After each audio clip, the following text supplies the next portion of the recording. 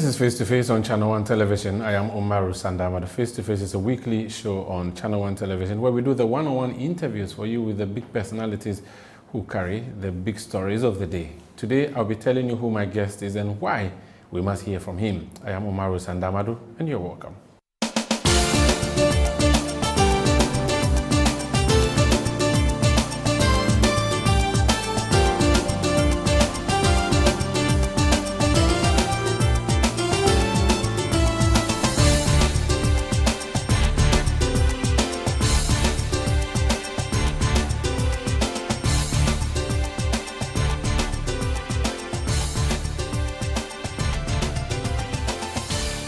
All is not well within the new Patriotic Party. The party has been in opposition for the past 4 months, and it appears there's a lot of implosion happening. Now, the question is, Mpenifue Muwahi? That's actually the question. And we thought, okay, why not sit with one of the senior members of the party? He has played active roles in leadership, has been general secretary of the party before, served in the Kufuor administration, ran for president on the party's ticket, and he played an active role in the Dr. Bawumia campaign of election 2024, which election did not favor the new Patriotic Party. My guest is Kwabena Agyepong. You're welcome. It's a pleasure, Umaru. How are you, sir? Oh, it's very good. We thank God for our lives. It's always good to talk to you. It's a pleasure to sit. I see that you're growing younger. I wish we were going to talk about some engineering, some sports, which is your forte in other areas. But let's focus. You can always mix. I know. Mix it. But how are you doing? How is? I'm very fine. Have you recovered? Fine. Because that was a hefty blow Ghanaians dealt with. It was, and as you said, I mean, if political parties come out of such a difficult situation, then what the sports people would do, they have to show you what we call the video nasty, the morning after. Okay. So I think most importantly, we should be looking at the things that we have to do, the interventions that we have to put in place to give ourselves a better shot in 4 years' time. So that, for me, should be the focus of the party. But this is not your first time being defeated in an election after winning power. In 2008, I recall at the trade fair you did, it was a 3-hour themed program, Rebuild, Recapture, I think so. And it went smoothly. Yeah. Of course, you were in the wilderness for 8 years, but you came back stronger. But now, it's too early and yet too much confusion. I think most importantly, and I said this at the National Executive Committee meeting, immediately after the electoral laws, which was very heavy, and in order to recover from that, the party decided to put together a team to go around the country to solicit for information, and so that we will take a look at ourselves, a more critical look at ourselves, and see where we fell short. The focus has to be on the interventions that we can put in place to improve our chances next time around. And everybody agrees that we have to look at especially our Electoral College. So my feeling was that we should concentrate more on the things that we do to repair whatever damage that we have seen.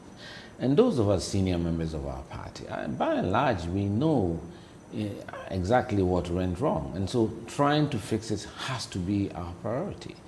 And that's why I think perhaps we should have gone into conclave with this report with a few senior figures of the campaign and the party, and really dissected the report, the Profokwe report. That's right, and distill from it the kinds of suggestions or interventions that will bring us our supporters back, because there is no doubt. If you look at the figures, people have bandied about 2.1, 2.5, whatever it is, a huge amount of our support base failed to turn up. In fact, the lowest turnouts happened in our two strongholds, the Ashanti region and Eastern region. That should tell us something, that our core base were not too happy with us as a political party. So any step we take now is to be able to win back the confidence that they have in our political tradition. So for me, winning back our flock is important. Okay. And those are the steps. Any step we take now is to be able to win back the confidence that they have in our political tradition. flock is we need to consider. About your were not in the government of Akufo-Addo, but you were a general secretary at a point, administrative part of the government. I mean, running the party which gave birth to the government. Now, you were going to hit an iceberg. So many people were warning you that you're going to hit an iceberg, and you still ignored, and you hit an iceberg, and now you've... I don't want to go back into history, because what I do believe is that you can't reverse things that have happened in the past. But if you don't talk so about you the learn past, lessons from it. And as a political party, we should learn lessons from this defeat. That's why we put together this Agyei committee. Yeah, but if you're it's important that we don't get imprisoned by the past. Learn quick lessons unanimously. Everybody I speak to, and MPP has a lot of platforms. Political party has a lot of platforms these days. You run through it, and what is clear is that people are dissatisfied with the closed Electoral College system, which they feel has been manipulated in the past. It lends itself to monetization of our electoral politics. So we are looking for a more inclusive arrangement. And there have been two schools of thought. Either we go the full hog and open it up to all card-bearing members. Which was tried in the past and failed in one of the instances. And that's why at the National Executive Committee, I made those proposals, which have tabled to the Constitutional Amendment Committee. For me, the most important thing is to look at the structure. I know you want to move forward and you have a plan. I would be happy you would share that with me. But again, you know that if you do not stir up the wound, you cannot treat it. Stirring up the wound does not mean you should reside in the past. No, but you're not residing in the past, but you should be able to acknowledge and say that A, B, C, D was the problem. If you acknowledge the problem, then you would now look for solutions to fix it. But if you do not, so for instance, you should say that A was to blame for what happened to us, or B was to blame. I totally disagree with you. Even if it's not personality, it could be decisions. I totally disagree with you. People have held polls and assigned percentages to those to blame for our victory. It doesn't change the fact that we are in an opposition. I'm not going to waste precious time and emotions to look at that. What is important, yes, we know we are out of power. Any honest leader of this party knows why. No corporate entity brings out their strategic plan in public. And I'm saying to you, the leaders of our party, those of us who've been around since 1992, we've seen this cycle before, as you said. This is not the first time we've lost an election. So to rebuild and regroup is to earn the respect of the country and win back our lost supporters. And so it's the interventions that matter. But if you don't say to Ghanaians that, listen, you gave us an opportunity for 8 years. We were supposed to do A, B, C, D. We messed up in A, we messed up in B. This person was responsible. Have you ever seen any politician do that? But that is what you're not moving forward. No, we are moving forward. I think the media is making a fuss of why we lost. The end result is we have lost. We are in opposition. You see, because as a political tradition. You taught us as a media in 2016 when Mahama and the NDC lost. You said to us that it was an argument between the jockey and the horse. And you said that it was a jockey where that was John Mahama was the reason that the party lost. NDC Are you speaking to me personally? Or you're speaking to me as a party? As a member of MPP. I think you're wrong, and you don't. As I said, let's not be imprisoned by the past. This country needs to be given hope, and the youth of our party are looking on the political class, and every action that we take, our conduct, our persona, the way we respect each other, the way we conduct our politics, our very understanding of what governance is about and politics is about. I think there's a need for a seismic shift. Okay, so we need that seismic shift to let people know that politics and governance is about the welfare of the ordinary person. You see, I do understand what you want to do. Yes. You want to move forward, yes. But a critic would say this is a cop-out of an explanation from you because you played a very active role in the last campaign. What explanation do you want? So if the campaign failed woefully, I believe you should take responsibility, take blame, and say that, listen, we went into that campaign, we said we were going to win, but for A, B, C, D, we didn't. So Ghanaians, please reconsider us. But if you do not tell us... But it's not even time to go to the Ghanaian. You are in a hurry. But at least you should go to the NPP and people. One thing that is wrong with our politics in our country, and I think it's being driven by the media. Immediately after an election, you assemble MPP, NDC, and it runs for 4 years. The government is now getting their legs under the table. They haven't even had the full complement of a government in place. 4 months. They've done many things wrong in the first place. What we can do as a political party is to make notes of these things. Give them time. I've always said this many years ago. You don't think you should start talking now? No. Even our communication strategy should change. When you lose power with such a huge margin, you've got to sit back and know that this was what the message the people have given us. They were not happy with us.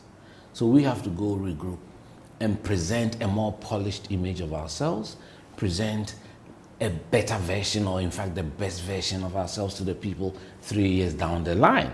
And that is not a day's event. That is a process of moves and interventions and actions that you need to take to rebuild your party from the base. I believe all politics is local. So it's important that we get down to it, because what I believe is happening to the Ghanaian is not only us. You can see the backlash from the NDC supporters who felt that they were expecting so much within 3 months or 4 months already and have started attacking their own president. The mindset of the Ghanaians, the mindset of politics in general, I'm prepared to stick my head out and try and transform how people understand politics in this country. So is it your this view that all takes, people believe in winner takes all. Politics is about running the country. Okay. The country is not a piece of cake for any political party, be it MPP or NDC, to get there and share it up amongst ourselves. There has been over-politicization of the public services, which is something that is working against the Ghanaian people. So these are things as political leaders and as media, we've got to bring to the fore and have a discussion. Let me press you a bit on the role of the party that has just lost the election. Mm-hmm. Are you suggesting that you should go on a vacation from taking on the government? How long should that vacation be, if that's what you're saying? Well, don't call it a vacation. Okay. Okay? But you can do a strategic retreat. So you withdraw for a while? No. Do a strategic retreat. You have a parliamentary party. You have a communications department. Even the focus has to shift a bit, because you're coming out of a defeat. You can't just rise up and start attacking. No. You have to be seen to have shown remorse, and that this is what you want to do differently to the Ghanaian people, to restore confidence, to win especially your base back. And how long do you do that for? It may take you about a year, and that's why I believe right now we should be looking at what is most important to the party. Party people, the party base feels alienated. One, I have suggested that everyone who has served the party in any official capacity, from the polling station level, through the electoral area level, to the constituency level, regional level, national level, they should be brought into what I'm calling the constituency caucuses. Okay. To enlarge the base of participation. People want to feel a sense of participation. You may have been a 3-term MP, for instance, and because you are no more a member of parliament, you sit on the fence. You sit on the fence. You've been a chairman in a constituency, you've been an organizer in a polling station. So we need to oil the party machine. I'm going to try that sense of inclusivity is important for the party, and then give them that beauty of taking the decision for us, so that a large many of our electorate will know that they produced a candidate of their choice. Sini, I'm going to try one more time to see if I could get you to go back into the past before we go into the future, which is what you are planning to do. You were in the Bawumia campaign. You went to town and sold and marketed his campaign, his message. Would you say your difficulty as a campaign was separating Dr. Bawumia, the candidate, from Dr. Bawumia, the vice president, and Dr. Bawumia, the quote-unquote protege of Nana Addo Akufo-Addo? What kind of exercise do you want us to pursue? The elections are over. I mean, the answer I give to you will not affect the result of the elections. But people will know why. No. Because see, we've seen videos of Dr. Bawumia himself saying these are the reasons we lost. Do you agree with those reasons? Dr. Bawumia was our candidate in 2024. That phase is over. And you have to accept that. We are in a new phase. And I, like many party people, believe we have to rebuild the party from ground up. So your former colleague Akufo-Addo in the Kufuor government should not be the one to be blamed? Because that's another view that he sent you crashing. There are many, many reasons why we lost elections. Very many reasons why. I keep saying that when you are in government, every day, your policies, your actions, is a form of campaigning. So nobody can extricate our performance or our government from what happened. Nobody has attempted to do so, and nobody should. But that is not what we should be focusing on now. That, for me, is history. We should go and sit in conclave and look at which areas, because there are certain things you can't even change. If you say that appointees were arrogant, how do you change that now? You are not in government. Okay. You can only learn the lessons that in future you move from that. That's but right. You see, it's an 8-year foundation that whichever candidate your party is going to choose for 2028, you're going to build on that 8-year foundation. Yes. And until we deal with what went wrong publicly with that 8-year foundation of the Akufo-Addo Who tells you that's how we won in 2016? How did or you? Who tells you that that's how NDC won? You won on Kufuor's records. Look, let me tell you, in this country, people vote more on sentiment than anything. They can tell you what they want to tell you. But when you rub them the wrong way, they turn away from you. It's not, look, we can talk about economy or infrastructure and things, but I can tell you, Ghanaians, they love their respect. And when actions or inactions create a certain aura around the government or a people, it has the potential to turn them off. So these are things that we should be dealing with as a political tradition. And so the business that we have now, and that is why we sent a committee out. They've been out for over 3 months. They've been to all the 16 regions. They've spoken to almost all the constituencies. So the committee's report should have a fair view of the temperature of our party at the base. And they have done so that, and they've told you I think in conclave. They've told you in conclave. They haven't told us in conclave. But the report is I have public. not even seen the report, although I'm a member of the National Executive. And that is why sometimes I feel a bit worried that instead of focusing on the report, and distilling from it the critical points that we can use to address the issues that worry our supporters a lot, we haven't done that. That's what we should do. And the fear who are the people who have taken the report, and who are... Well, I mean, that day is the chairman and the general secretary. They were given the copies of the report. But should it come to NEC, which is you're a member of NEC, right? Yes. So it should have been, for you, it should have been brought to NEC? It doesn't have to be the whole NEC. NEC is a large body. I was expecting the elected officers, the certain senior members of the campaign team, and certain senior figures in our party. We know them. We know people. As a campaign team, have you been given the report to say, hey guys, you were the ones who were the forefront? I've already answered that. No, I mean, whether you... I have not seen the report. Do you know whether Dr. Bawumia has seen the report? I've not seen the report. Do you know if Dr. Bawumia has seen it? I don't want to make a comment on that, but I've heard him make references to the report, and I was feeling a bit uneasy about that, because none of us are supposed to have seen the report. And I would rather we do what is right. If there's something, they call a team together and we take a day or two to review it, so that when we start coming out, it won't be an individual picking pieces of the report, and that we move as a political party. And then our constitution is very clear. After an election, the chairman is your leader. So there's no such thing as leader in this political tradition. Okay. We use it, from time to time. But we all know that the party is chaired by a chairman, and he chairs all committees of the party, and therefore should lead when we have finished the election. Do you think and agree with the view that your party doesn't have leadership in the sense of the term now, and that you have a weak leadership, which means you are lacking leadership? Look, what is important for us as a political party is to take a critical look at the report. Do you think you lack leadership? I don't want to pass a comment on that. What do you make of the... it's good headline news for you to ask that question, and then tomorrow it says Kwabena Agyepong says the party lacks leadership. I know Kwabena Agyepong is a tough talker, and I've heard him being interviewed when he was press secretary to who I've heard him. I'm a tough talker, so if but I believe intensely in my party, in protecting my party's brand. Which includes exposing the party's weak links.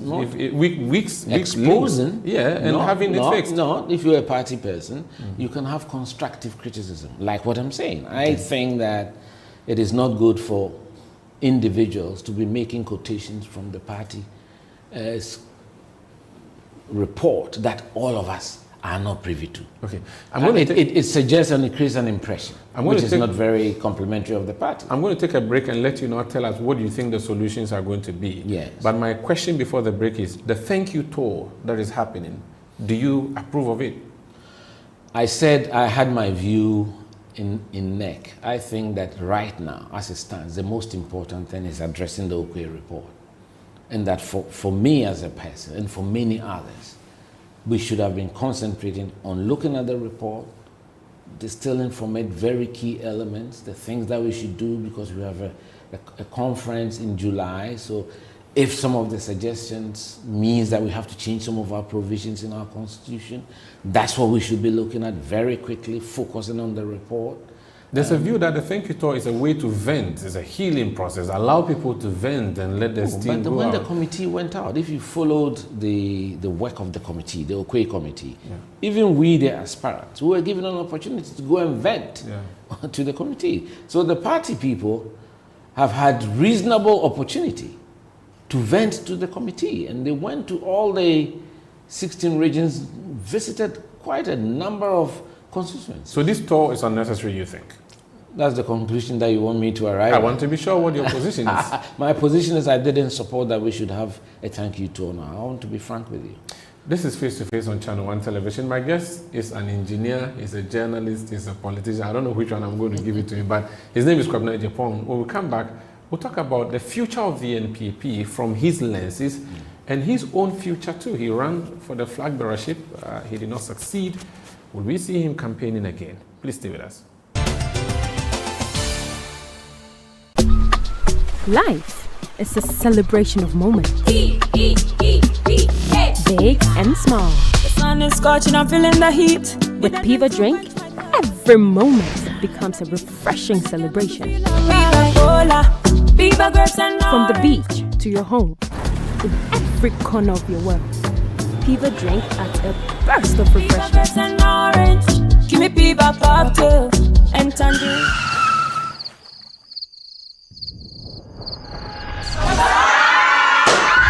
Celebrate every moment with Piva Drink. Refreshment for every occasion. Piva Drink, a taste you will love. P for Piva. This advert is FDA approved.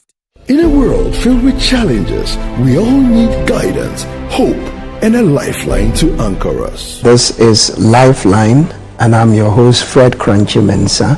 For social issues, relationship challenges, and family matters, Lifeline is here to inspire, uplift, and guide you on your journey. Where we give you support, where we hold your hand through the valley and through the thick and thins of life. Join Bishop Fred Crunchy Mensa. I welcome you especially to Lifeline. Every Tuesday and Thursday at 10 p.m. right here on Channel 1 TV. Let's walk this path together, strengthen our faith, our families, and our lives. Lifeline, because every soul deserves a guiding light. Tune in to Lifeline on Channel 1 TV and let's grow together.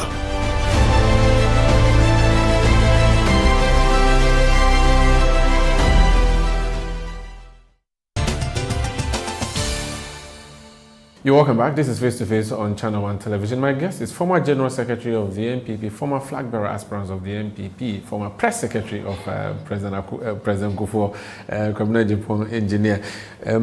You have drawn up some points, is it 5 or 3? 3 points. 3 points that you believe are the resurrecting pillars of your party now that you have been sent into, people have described it as political oblivion, a massacre, a bloodbath. Your distraction is massive. Your parliamentary defeat is huge. Your presidential defeat, unimaginable. How are you going to recover? think you guys love English language. No, we love. You can use all the words you want to use. We learn from the former journalist, Kwabena Agyepong. Most importantly, yes, we acknowledge that this is a very tough defeat, and we have to take it on our jaw and then work ourselves back up. You know, so what I think we should do is to respond to the concerns of our party people at the base. They are not happy with the monetization of the electoral process in the party and in Ghana in general. If you're a party faithful, you don't want to see televisions being shared at primaries and that kind of stuff. It doesn't speak well of us as a party, as a people, and as a democratic experiment. And I do believe that if we are able to enlarge the electorate, the Electoral College, we may be able to at least minimize the use of money to be able to influence. And that's what I have suggested for now, something that I feel is very practical. To expand the college. To expand the college by bringing in all former party officers from the polling station level, electoral area level, regional, constituency, and national. So far as you held a party position before, yes, you are eligible? Yes.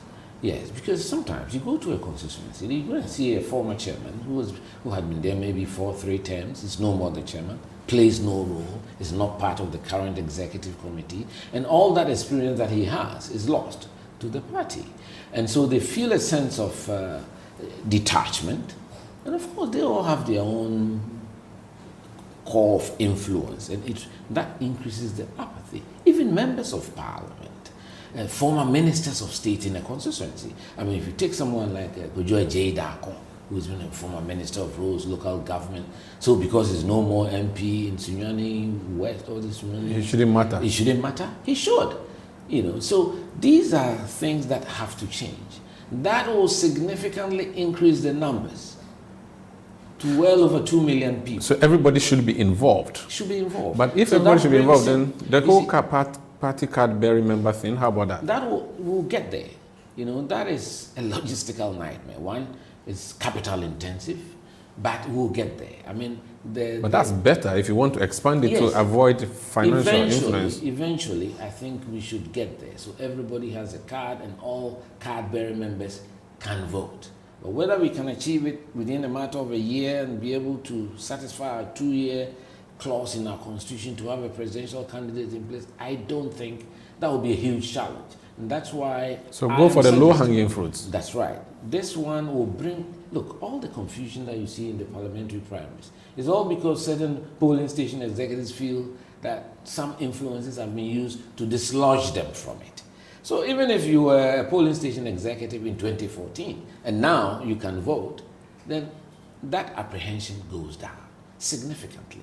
So you can't have a situation where in one constituency about 400 polling station executives are screaming loud because their names have been removed or they have been deselected, you know, in a current electoral polling station elections. Let's bring everybody back on board if they are alive. If somebody is even the chairman of a party at the polling station in 1992 and they are still alive, let them vote. Let them vote. That will expand the base significantly. So this your proposal, I believe, should cut across even to the NDC side. It's generally for our democracy, based on because of so. Good. But the problem is that the NDC tried it before; it didn't work. Even your party tried to expansion. That is not exactly what they tried. I think people are confusing it, and people claim that if you do so, the MPP people can then go and pick NDC. If you go and pick an NDC card and you start paying the dues, you are an NDC member.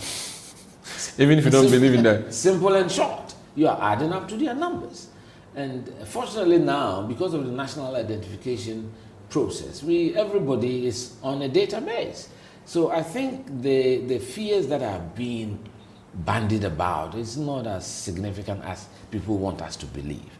I think that if we are able to bring in all these people who feel alienated from the party and they become a part of the process, that allows them to choose a leader, even if his preferred choice does not end up as the victor. He knows he participated in that election. But that's what we need. What do you say to the counter argument that if you expand that, you're just raising the budget for campaigning? Because if you were giving one TV set to 30 people, you are now going to do 300 people. Well, people will look for the money. I did one exercise with one constituency, and they were they were getting figures like 4,200 in that constituency to become former Electoral College that used to be about 910.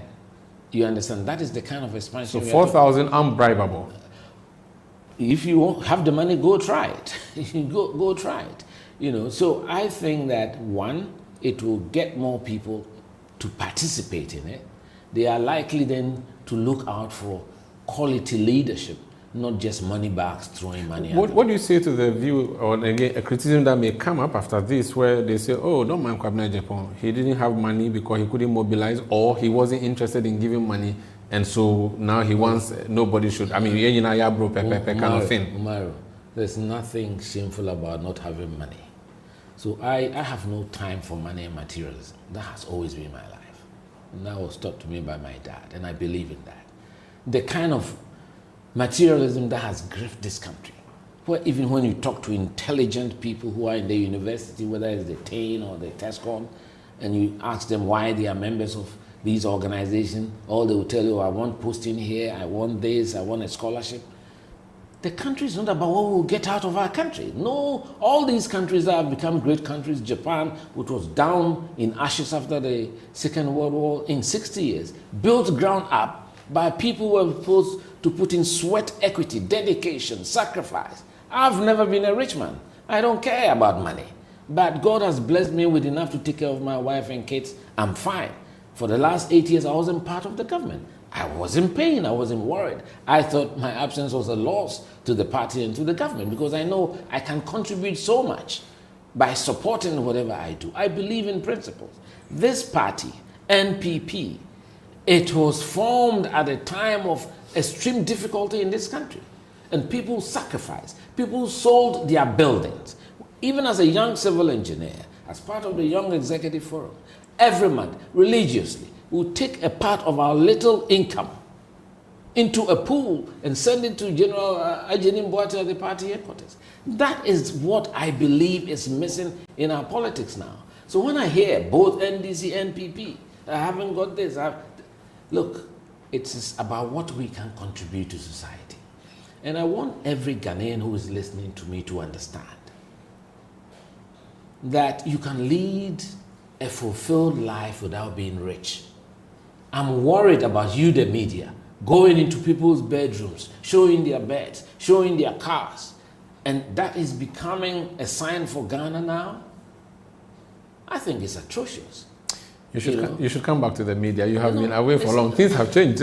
Well, Professionalism is there. That is the only thing that animates me to remain in politics. Okay. And I prayed to God, I said to God Almighty, the little strength and the time that I have left to do anything to transform this country, even if I become the last man, I will say it till I have no breath. Then my conscience will be clean. So this materialism, people think that you should have money, and money is good. Wealth creation is good. We are the party, or supposed to be the party of business. We want to create wealth. We want to expand the country. So that wherever you find yourself, whether you are in Hamile or Hafasini or Pusiga or Keta, once we've been able to build a good economy, all of us don't have to be in Accra or Kumasi. Yeah.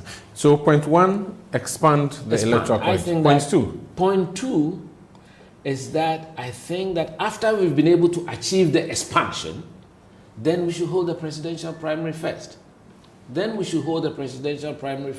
First, in terms of what? Before the executive? Before any other elections. One, because at the end of the day, right now, the so-called money bags want to influence everything. So whether it's a polling station election, it's a constituency election, electoral area election, a regional election, you end up having, oh, this chairman, he supports candidate A. This chairman supports candidate B. And I think that we can remove that. We can remove that by having the presidential election first. Presidential election first. What does your constitution say? The constitution, in fact, this conforms to the constitution. The constitution leaves the date and the timing of it to the National Council and gives it a certain limitation that when you're in opposition, it should happen not later than 2 years. 2 years. So you can come You can even do it So now. you can do it 3 years before or even 4 years You can now. do it now. But how soon do you think that should be done? I think we should start first with the expansion. Okay. You know, that will energize the base. The people will know that this is a new MPP. Tell them that they are all involved. That's right. Everybody is involved. And then we start educating them and speaking to them on the values and the virtues and the principles that really anchored the formation of this political tradition. That is about what I call the triple S. It's about service to society. It's about sacrifice. It's about being selfless. That is what politics is about. People think it's the quickest route to wealth and riches and fame.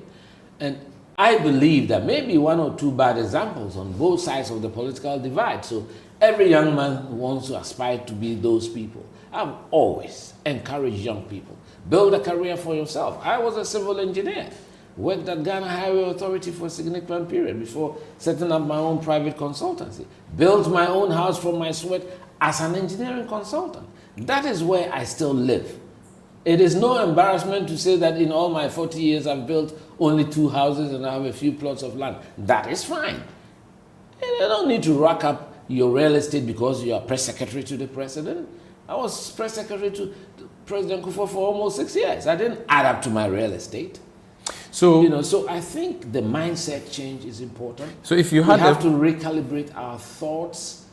How we view public service should mean exactly that, service to the public, not to ourselves. if you had your way, you could have a flag bearer by say January next year. You don't I mind. think we should do it by December this year. By December this year. Then you have the top, the flag bearer, but there will be no base Because because there are time. Who says there will be no base? We've expanded the base first. That's why I said we need to build what I'm calling constituency caucuses. but if the point is that if you have the flag bearer, Yes. then every candidate or we every have executives in place. Their mandate hasn't expired. but they are going into an election. It does not They would matter. have to then start aligning with that person. They don't. What is important is that once we elect a flag bearer, all patriotic members of our, in fact, all members, We evolve around. You have to. That's why I was a contestant to Baumia. We were 10 of us. Yeah. Immediately I lost and he won. I said, look, I'm going to do my best to support you. That is what a responsible party person should do if you are a Democrat and you believe in it, But I'm a stickler for discipline. So, of course, we finished with one electoral cycle. And so that cycle is over. We are now preparing a new cycle, And that's why I think all of us have to be honest with ourselves and do the right thing. Based on your constitution, Yeah. flag bearers after elections become functus officials. Is that what official? Sort of, yes. Of So course. the leadership now reverts to the national executive. Becomes the most important, So there's a vacuum for flag bearership, but you have national leadership. That is what the situation Yes, now. yes. So in your view, national leaders are not going to be on the ballot. They are So not so going to get be on the someone ballot. to quickly come and replace the old person who you had there. That's your That's plan, the whole and it point. should be done as quickly As possible. as possible. Third point. Yes. What's your third point? Oh, third of reviving point, the party. Of course, it's also part of it because we had these super delegates where only 900 people Yeah. who cut down the numbers to 5 because of what happened The elites. with the 17, Yeah. Which I was the youngest at the time in 2007. I think it happened once. I don't think we'll have 17, maybe 10. Even the national election had 13. Yeah. It didn't ask for a super delegates to prune it down. So I think that we should remove that. There should be no super You delegate. should remove that provision because it's liable to manipulation. I mean, if you have only, in fact, now it's going to be less because we don't have 137 MPs. We have only 88 or perhaps 89. So 800 people, the money bags can buy them. go in there for 400 and. The democracy we are learning from, one of them, the American democracy, has a huge parliament of somewhat almost 500 people, and yet they have 200 senators who make a determination on what the larger population has said, a delegate or a college system. If it is working for them, it has worked for them for 200 years. I'm sure that's why your party introduced that as a stopgap measure to perhaps, checkmate whatever would have been done by them. Twice, it hasn't worked. Who says it Even hasn't when worked? we had 7. Who says it hasn't worked? Well, a lot of people. I've talked to a lot of people. It's something that that proposal, when I made it in council, received, in fact, all three received unanimous, acclaim. The only thing was that some people wanted us to immediately use the same Electoral College to do the election. I said, no. We need to show the Ghanaian people and our party base that we are listening to what they are telling us, that they want to be more included in the decisions we make. And so we should expand it. And so I think that the first and primary thing is to expand the Electoral College, bring all of these stakeholders on board. It will let them have a sense of belonging, and the apathy will subside. So that for me is a no-brainer. We should do that. And when we do that first, we should do the presidential primary first. Because at the end of the day, if you want to go and have a constituency election, those who want to become presidential candidates, whatever you do, they'll try and get involved. You have an executive that has a chairman who belongs to candidate A, a secretary to candidate B, and that is when the polarization and the divisions occur. So I think the one who should be on the ballot, which is the presidential candidate, is the most important person. He's the one we're going to sell to the Ghanaian people, and he's the one who should be responding to John Mahama, or the president of the country. Right now, who responds to all the infractions that we are seeing. You understand? There's nobody to respond to that. You have a leader. You have a leader in parliament. You have a leader at Asylum. Yes, the parliamentary party plays a big role. We appreciate that and the work that they do. But I think it's important that we have in place a presidential candidate. And then in 2026, when we have a next round of elections for the national offices, then they all know that they come into office knowing the party has already elected a leader, and all of us are going to work for that one person. For that one person. If it comes to it, is Kwabena Agyepong going to be one of the aspirants for this presidential candidate in the December? Umaru, I know you love that. I did it in 2007. I did it again last, was it 2 years, 2020? I think you did 2015 or you didn't do 2015? No, I didn't do okay. that. I didn't do that. Mm-hmm. So I don't want this to be news on your program. Yeah, no, I mean, just right now, what is important? I mean, I just want to know whether you still have the ambition. Faithful, as a party faithful, is to look to the reforms and listen to what the party people have said, which has been captured, in my view, in Professor Okoye's report. I think it's unfair that one or two people should be making comments off that report that the larger senior people have not seen. I think that is not very good. I think they should call a team into conclave, spend a day or two, distill from it the key points and the things that we should do, not all the reasons about Umaru was 20% contributor to our laws. Whether I shouldn't focus on that. We shouldn't focus on that, because as for the loss, you've suffered it already, and we have 4 years ahead of us. Nothing is going to change that. In 2015, when Akufo-Addo came to announce that he was going to run for Flagbearer, he said he had enough fire in his belly to go another round. Do you have enough fire in your belly to go another round? Don't I look like somebody who is vibrant, who's got energy? Maybe you have given up. Maybe you've tried twice. I will never give up on this country, Ghana. In fact, that's the only thing that animates my inclusion in politics. After all, I've been press secretary to the president. And when you've been press secretary to the president, you've been everywhere. You've been everywhere. I've seen everything. So if all the, around the country. By courtesy, my thanks to President Kufuor for trusting me with that position. I've been general secretary, albeit for a pretty short period, but I did my bit to make sure we won 169 seats because of the way we conducted the primary. Have you said anything publicly about what happened to you leaving as general secretary, returning as an ordinary person? I've said it publicly, that it was unjustified, it was illegal, they know it, the Constitution prescribes a way to remove a chairman or general secretary. That was not followed. But like I said, it's in the past. I don't want to go back. I don't want to go back to it. I'll bring you back to it because there's a process to remove the Chief Justice now. Which I think is very unfortunate. I'll come back to you, so you tell me about that. This is Face to Face on Channel 1 Television. My guest is Kwabena Agyepong, who will not tell me directly if he would want to run again for Flagbearership. But of course, he said he's not giving up on Ghana, which includes a number of things, including the fact that he may not give up on running for Flagbearership. But when we come back, there's a new government in town, John Mahama's government. What is his assessment of the first 4 months? Is it starting well? Does it look good? Generally for our country. Please stay.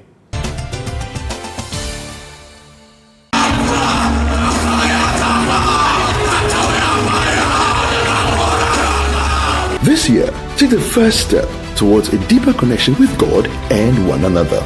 Join us for the Family Consecration Service, a powerful journey of faith, love, and renewal. In 2025, we are called to consecrate our homes, our hearts, and our lives. The Lord is protecting you with His favor this morning in the name of Jesus. May the Lord favor your going out.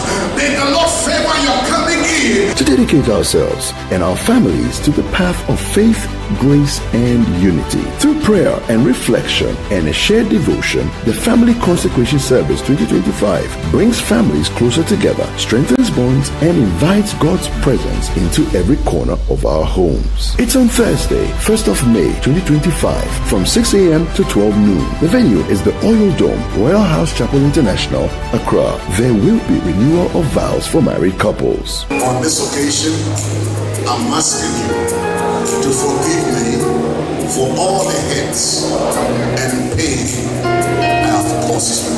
Join countless families around the world as we come together to consecrate our lives in the spirit of love and faith. A consecration for today and for generations to come. Make this year a new beginning. Family Consecration Service 2025 for the love of God and the love of family. Join us this year. Together, let's consecrate our families and our hearts.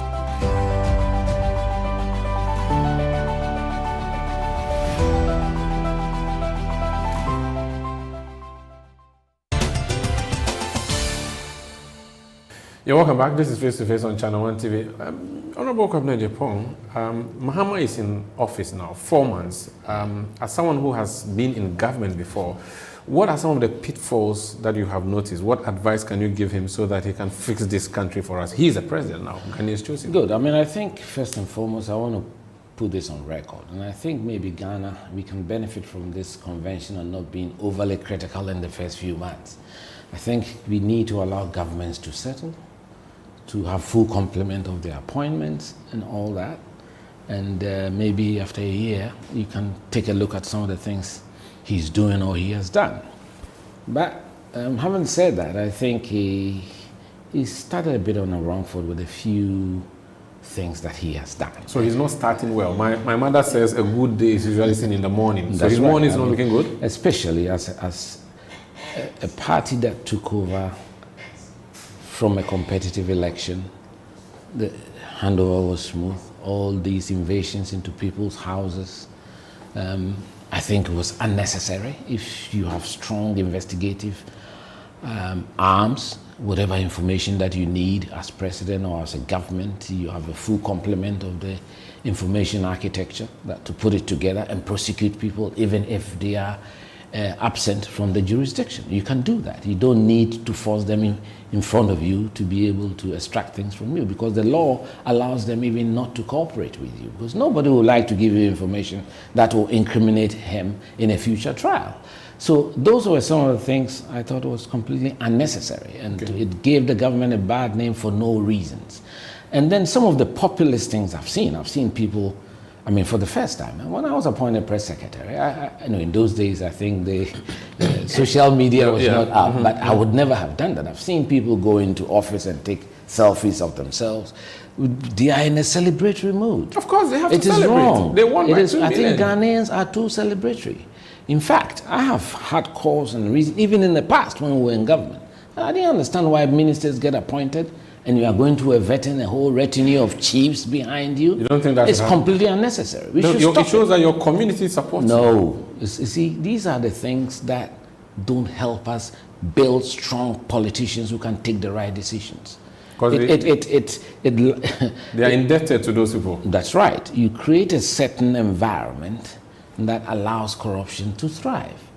You know, I think... So go alone, sit there, be grilled, go home. Why not? You should be simple. Maybe your wife and a kid and your PA, and that's it. Be grilled, and that's it, you go. No hula baloo. Look at the amount of people and the confusion some of them even created. And helping in the fight when they are fighting. And when they are fighting, you understand? And so I've seen an officer go to work with about 1,000 people on motorbikes.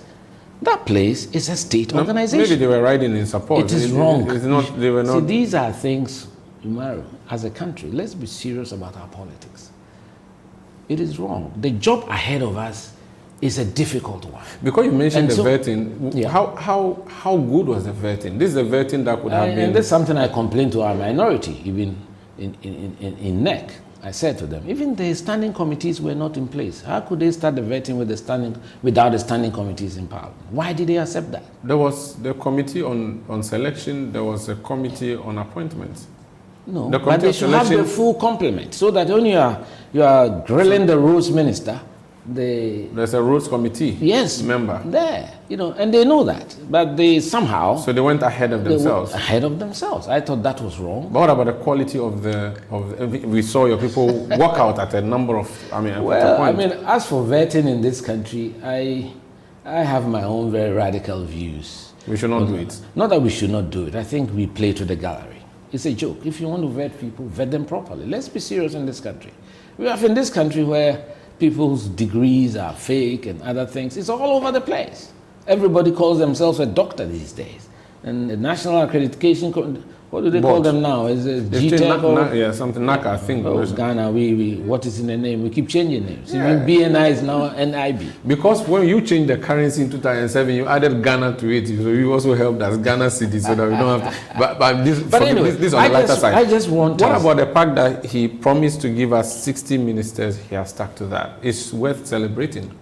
Not worth celebrating. Acknowledging. It's worth acknowledging. When I was campaigning, I said I would do 54. I was the first person to talk about the fact that we can run this country with 54 ministers. But he has done it. He has done it. That's fine. But if you look at the retinue of advisors and all that he has on every portfolio at the presidency, it defeats what he has done.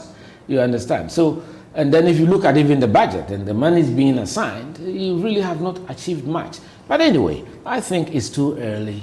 He has removed the taxes that Ghanaians were complaining about down to the word celebrating. Celebrating? Yes. I don't think so.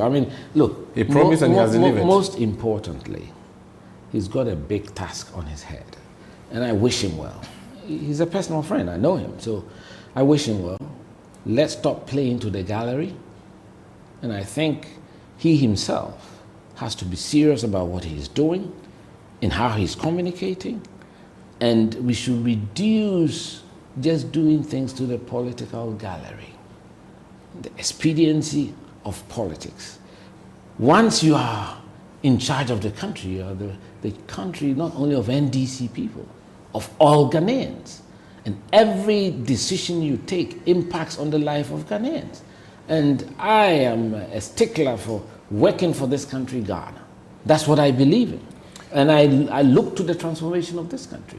What do you make of the procedure to remove the Chief Justice, how far it has gotten? I think even the very idea to remove the Chief Justice is not something that you should do. Why? This is one, unless there's something so seriously wrong. And so far I haven't seen But much. the Constitution says if there's a petition... But if there's a petition, that's why the president is like the gatekeeper. No, but the president is just a conveyor belt. No, it's not a conveyor belt. It comes to him. If you look at it and you think on the face of it, what the lawyers call prima facie, on the face of it, it does not warrant pushing it. Otherwise, that's not for him to do. It's for the Council of State to do. And the Council of State he can look at it and say it doesn't even need to go to the Council of State. That's why you're the president. I think don't touch the they Chief have Justice. put themselves in a situation because they started mentioning this even during the campaign. Have you seen that video of him when he was addressing the NDC lawyers? Yeah. So it presupposes that it's all predetermined and prejudged. Based on what you people did when you're in government, that you packed the bench. I was not a part of the government to start with. Just for so 2 years. Please, I was not a part of the government. I was never a part of the government. When your party was in government. Say so. Do you regret not being part of the government though?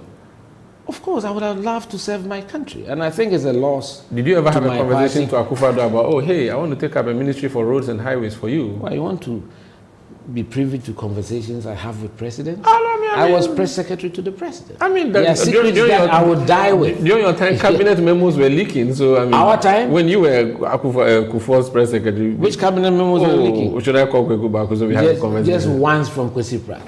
Just okay. one. So it's free. You can do another one. Things, let me tell you what is important about governance. I think in Ghana, we tend to play to the gallery far too often. You know, we joke with governance, and people sit on radio, and it's all become a joke now. You look at TikTok and everything. No, governance is very serious, and I want politicians to have a very serious outlook to how to run this country. But the NDC people say they are resetting everything, including the judiciary. You don't think that should be done? Not at all. Not at all. So it is in what you do and how you prioritize and the outcomes that you generate that matters to the people. So if President Mahama were watching you now, you would say to him, terminate this entire process, move on? With the Chief Justice? Chief Justice. If you listen to his friend, yes. I think it's unnecessary opprobrium that is brought upon himself. It's not necessary. You know, I mean, unless he's done something really drastic, and I don't see those things. As for the perks of political authority, I mean, if you go to some of the state enterprises, you'll be shocked that a CEO gets 2-3 cars, their wives get cars, there are things that they give to. But these are wrong. It's wrong. So we should start dealing with those things systematically. Which is what they are doing. doing. This is not what he's doing. This is they say trying to look for an excuse and remove her. That's right. Maybe they say they've learned from your party. Or you say we shouldn't learn from the bad things from the past. What are you referring to? I mean, the removal of the EC chair. The EC chair. Yeah. Yes, I didn't like it. You didn't agree I with didn't it? like it. There was no need. I mean, this was the same EC chair who declared Nana Addo as president. Of course. And I think that if you are EC chair, you should only be removed on electoral issues. I mean, this was procurement and other things. Yeah. You know, I think that, you see, as a country, let's be honest, firm, and fair to issues. And that will help us as a people. We need to go, sir, but what is your relationship with Dr. Bawumia like now, after the election? Oh, still the same. We have a very good relationship? We are good friends. You could talk? Yes, I mean, he tested me 2 days ago, but because I was burying my mom and all that. Kafra. And he came to the funeral to commiserate with me. Is he aware that you're going to run against him again? We haven't had a political discussion. Engineer Kwabena Agyepong, thank you so much for joining us on Face to Face. It's been great talking to you. It's a pleasure. Thank you so much. So that's engineer, journalist, politician Kwabena Agyepong speaking to us on Face to Face. Kwabena Agyei Agyepong. My name is Umaru Sanda Amadu. This has been Face to Face on Channel 1 TV. Thank you.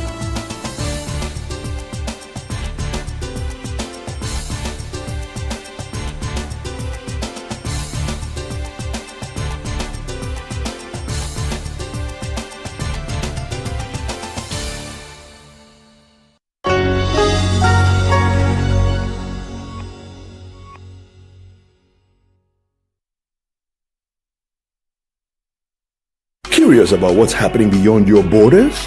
Beyond Borders takes you there. Every Wednesday at 7 p.m., join Caleb Kuda as he explores the stories that shape our world, connecting you with Ghanaians in other cultures and seeing the world through their eyes. So we've learned one thing: you leave your shoes outside. Wow. Tuesdays, you know, I won't go to Ghana dressed in a Lacoste. I would